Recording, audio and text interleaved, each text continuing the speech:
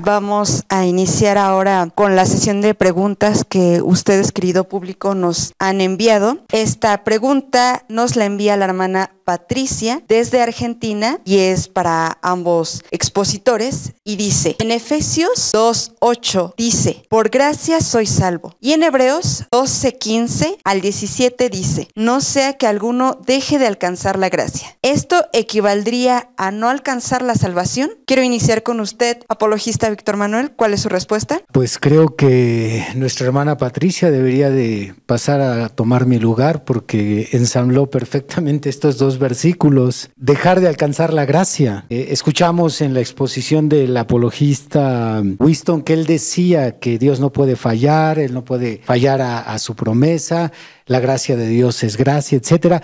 Pero el versículo es clave. Por gracia somos salvos. Dios provee la gracia. Y luego nuestra hermana al citar el capítulo 13, somos nosotros quienes dejamos de alcanzar esa gracia, no Dios quien nos priva de ella. Así es que, como dicen los americanos, bingo a estos dos versículos que nos contribuye nuestra hermana. Muchas gracias, apologista. Paso con su respuesta, apologista Winston Medina. Adelante. Bueno, Hebreos 13 se tiene que entender a la luz del contexto. Ahí no está hablando de que se puede perder la gracia. ¿A qué gracia se refiere? A la gracia de imitar a Dios en el perdón, en el recibirnos los unos a los otros, en la generosidad.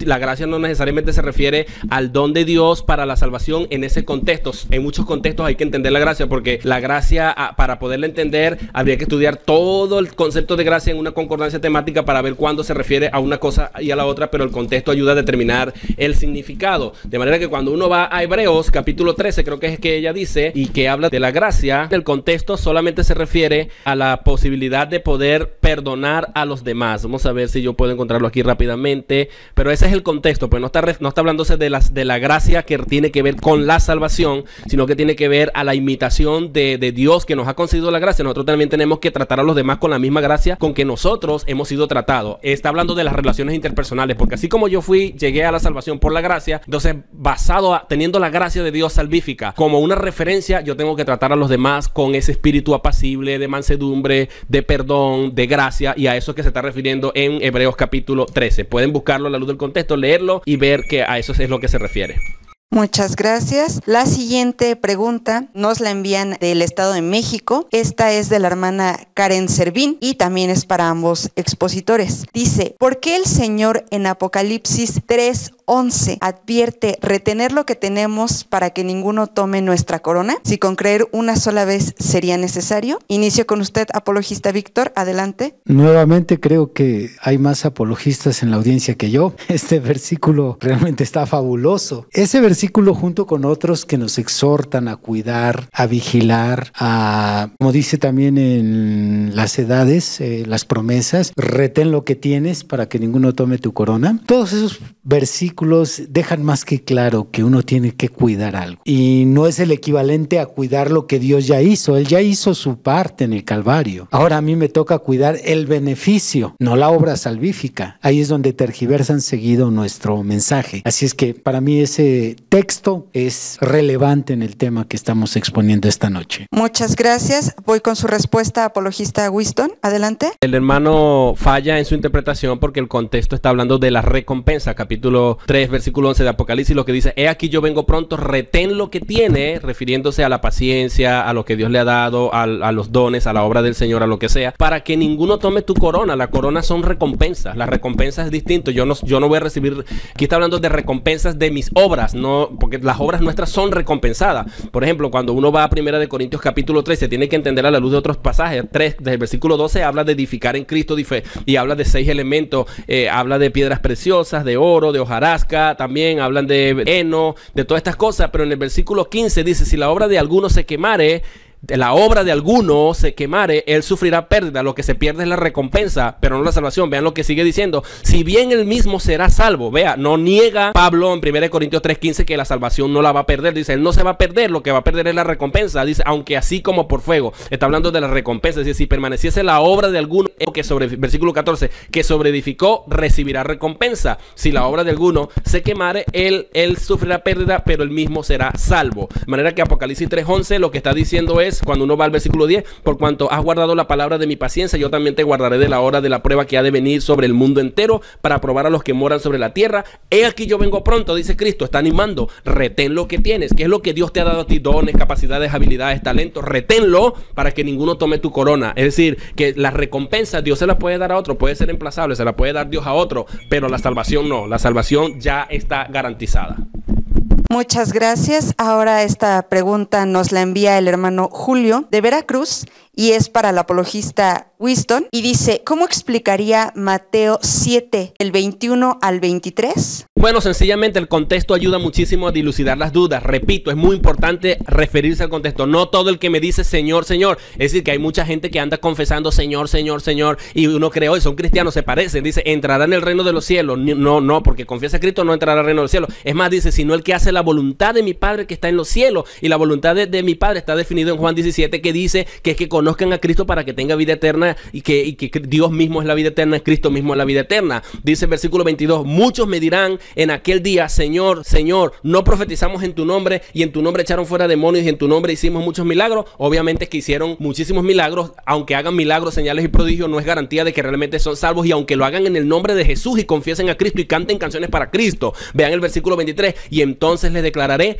nunca os conocí. Es decir, esta gente, Jesús nunca los conoció, a diferencia de Juan capítulo 10, 27, que dice, mis ovejas oyen mi voz y yo las conozco. Él conoce a sus ovejas, mas no conoce a los que confiesan, a los que hacen milagros, señales y prodigios, pero que al final ellos son simplemente una apariencia y una imitación. El diablo tiene que echar a andar algo que le funcione. Entonces, nunca os conocí. Yo lo explico entendiendo lo que Cristo dice literalmente. La Biblia dice que Cristo nunca los conoció, nunca inició. Si no los conoció, para ellos, esa gente para Cristo son gente extraña. Y Jesús nunca los conoció, es decir, que Jesús nunca inició una obra en ellos.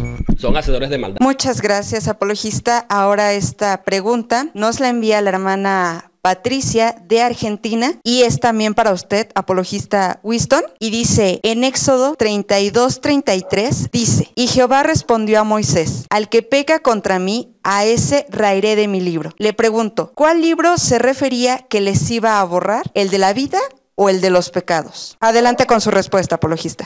Es para mí. ¿A qué libro se refiere? Bueno, por supuesto, el libro de la vida, el libro del que se refiere en Éxodo. Recuerda que el libro de la vida es un libro que ha ido progresando con el tiempo. La revelación de Dios es progresiva y cuando se habló de eso, Moisés fue el primero en introducir la idea de que Dios borrara a alguien del libro de la vida. En Apocalipsis se habla de que se van a abrir dos libros. Se va a abrir el libro de la vida para los cristianos que van al tribunal de Cristo, no van al juicio, para demostrar que ellos no se anotaron en el libro de la vida, los que no son cristianos, pero los cristianos sí están allí. Algunos van a permanecer ahí como cuadro de honor, ya lo dije, porque son parte de las recompensas que se van a recibir. Y algunos se van a abrir otros libros que son los libros del juicio. Entonces se refiere al libro de la vida. La siguiente nos la envían del Estado de México y es de parte de la hermana Karen Servín. Es también para ambos apologistas y dice, si Dios murió por los pecados futuros, entonces, ¿los ateos que fueron cristianos también se salvarán? Iniciamos con su respuesta, apologista Víctor Manuel. Adelante. Creo que esto nos lleva a una reflexión interesante y es darnos cuenta cómo conduce a herejías el hecho de pensar que la salvación no se puede perder. Si alguien un día profesó el evangelio, se bautizó y aceptó a Jesús como Salvador y recibió esta obra redentiva y este beneficio de ser salvo por haber recibido a Jesús ya no se puede perder. Todos aquellos que un día fueron cristianos y retrocedieron, entonces siguen siendo salvos, porque pues si Jesús murió por los pecados futuros, aquellas personas siguen pecando y Jesús sigue beneficiándolos con su obra salvífica.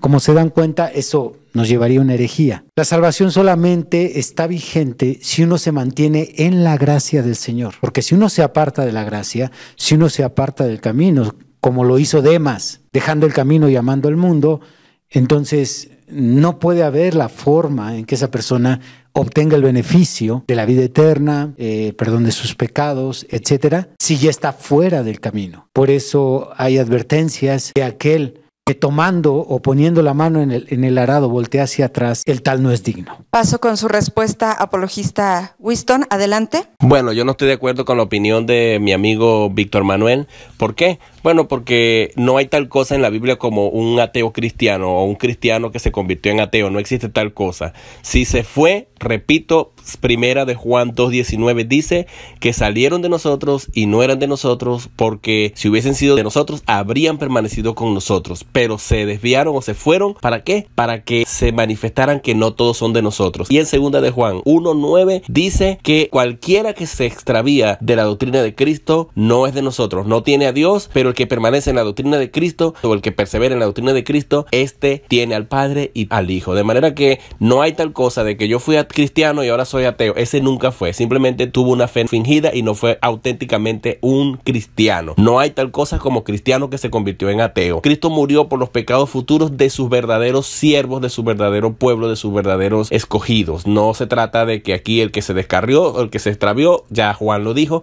se extravió porque nunca nació de Dios, nunca nació de nuevo, nunca fue regenerado y nunca realmente fue cristiano. Lo que dice Segunda de Pedro 2:22, que el perro vuelve al vómito y la cerda otra vez a revolcarse en el cielo. Lo que quiere decir es que se vuelven a revolcar en el mundo y dicen ahora yo fui cristiano, pero nunca fueron auténticamente cristianos, sencillamente fueron perros y cerdos. Esa es mi respuesta. Y con respecto a lo que dice mi oponente de que cualquiera que pone la mano en el arado, bueno, eso significa sencillamente que hay mucha gente que quiere seguir a Cristo, que pone la mano en el arado, es ellos actuando, no, Dios no ha obrado en ellos para salvación, por eso vuelve atrás, no es digno de ser discípulo. Para ser discípulo de Cristo dignamente tiene que ser llamado por Dios, como Cristo dice en Juan 6, el Padre tiene que traerlo, ese que el Padre trae va a creer y va a tener la vida eterna y Cristo lo va a resucitar en el día postrero. Por tanto, no se puede utilizar ese versículo para querer decir que sí es posible que haya cristianos que se convirtieron luego en ateos. No hay tal cosa en la Biblia. Muchas gracias por su respuesta. Esta pregunta también es para usted, apologista, y nos la envía el hermano Pedro desde Colombia y dice: Esaú perdió su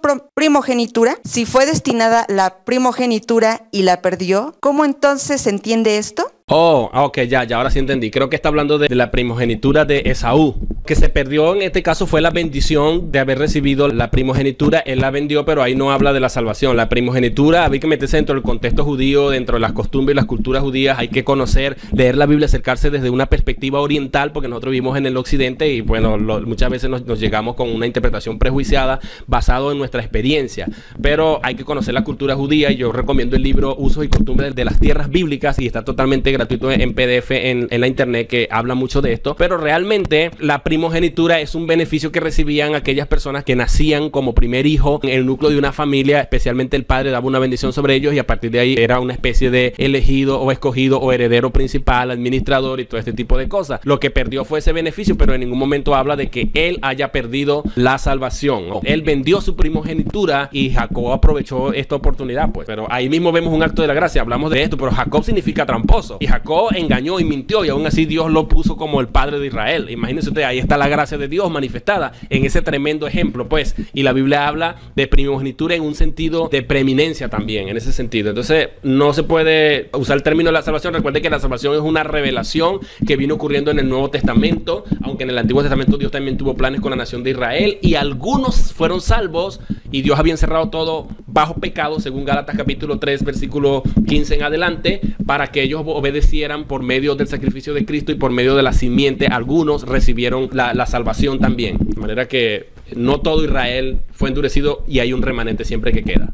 Muchas gracias. La siguiente pregunta es anónima y es para ambos apologistas y dice: si la salvación no se pierde, ¿no viola el libre albedrío? Es decir, puedo aceptarla, pero en algún momento, según mi libre albedrío, también puedo rechazarla. ¿Es así? Inicio con su respuesta, apologista Víctor Manuel. Adelante. Pienso que la pregunta es muy complicada porque tendríamos que analizar los 5 puntos del TULIP, la confrontación más fuerte que se ha dado a lo largo de la historia entre calvinistas y armenianistas. Por lo tanto, diría de una forma muy breve que tendríamos que cuestionarnos qué significa el libre albedrío. Y dando una definición muy sencilla, el libre albedrío radica en la decisión del hombre y no en la decisión de Dios. Por lo tanto, para que la salvación se pierda, necesitamos libre albedrío. Para que la salvación no se pierda, entonces no existiría el libre albedrío, porque Dios terminaría decidiendo en lugar del hombre. De esta manera sencilla podría decir que el libre albedrío es una confirmación para la doctrina de que la salvación se puede perder. Bueno, quiero caer en el tema del calvinismo, del arminianismo. No logro escuchar muy bien, pues, pero voy a tomar las palabras que dijo el apologista para más o menos inferir de más o menos de lo que se está tratando. La salvación no se puede perder, como lo ha afirmado mi compañero. Él dice que sí se pierde y que el hombre voluntariamente puede rechazar a Cristo. Creo que eso fue el tema. Pero realmente tú puedes rechazar a Cristo o responder al llamado de Cristo en fe, pero para tú responder tiene que venir el Espíritu de Dios y obrar en ti. Pero un ejemplo, por ejemplo, en la Biblia. En Juan 6:64 Jesús dijo, pero hay algunos de vosotros que no creen, porque Jesús sabía desde el principio quiénes eran los que no creían y quién le había de entregar. Jesús acababa de decir, el que cree en mí tiene vida eterna, y el único que puede venir a Cristo es el único que el Padre le ha dado. Entonces aquí vemos una referencia de que Judas no se salvó, de manera que este señor nunca fue creyente, como dijo Cristo. Por lo tanto, si nunca fue creyente, nunca tuvo la vida eterna, no que la perdió. Juan capítulo 6, versículo 69. De hecho, el apologista tiene un video donde habla de que Judas fue salvo y luego se perdió, pero realmente el texto bíblico no nos permite concluir de esa manera. Por ejemplo, Juan capítulo 6, 69. Y nosotros hemos creído y conocemos que tú eres el Cristo, el Hijo del Dios viviente. Jesús le respondió, no os he escogido yo a vosotros los 12 y uno de vosotros es el diablo.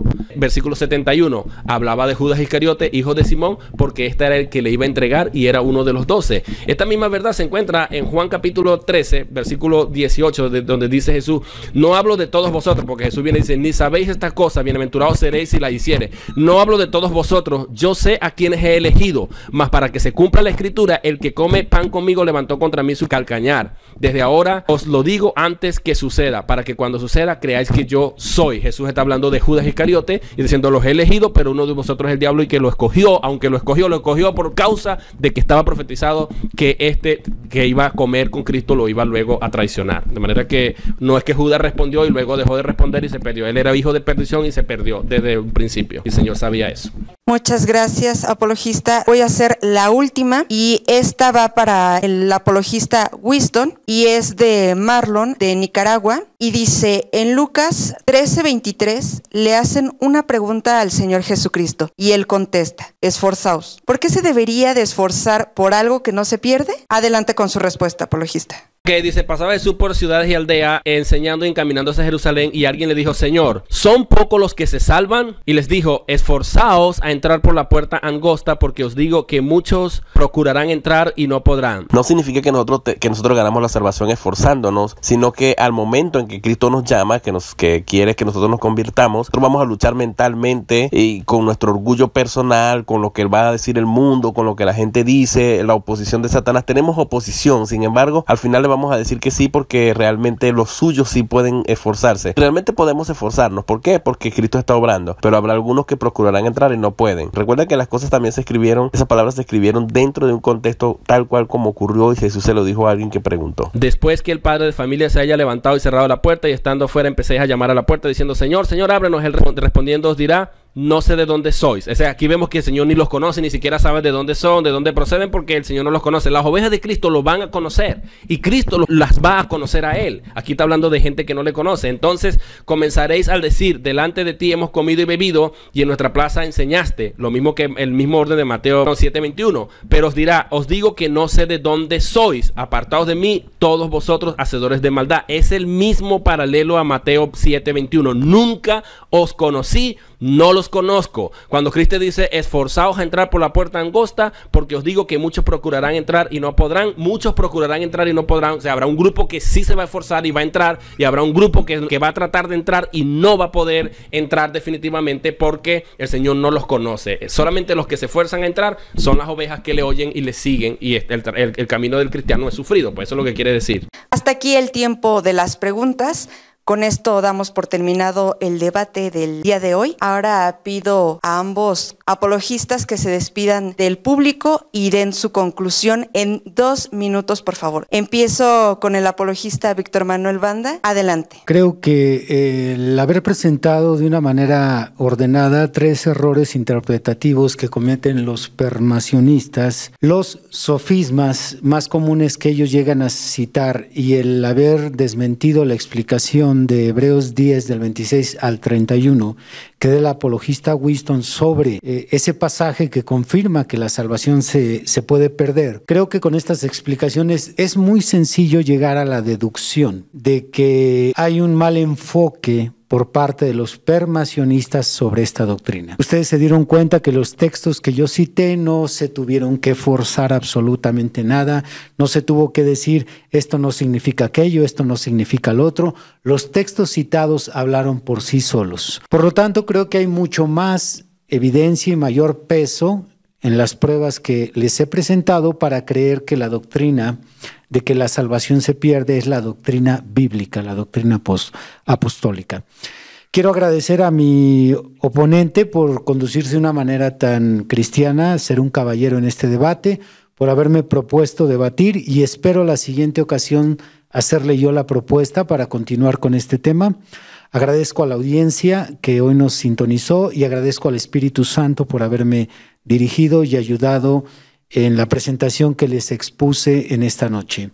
Que Dios les bendiga. Gracias. Y quiero darle a usted la palabra, apologista Winston, para que se despida. Adelante.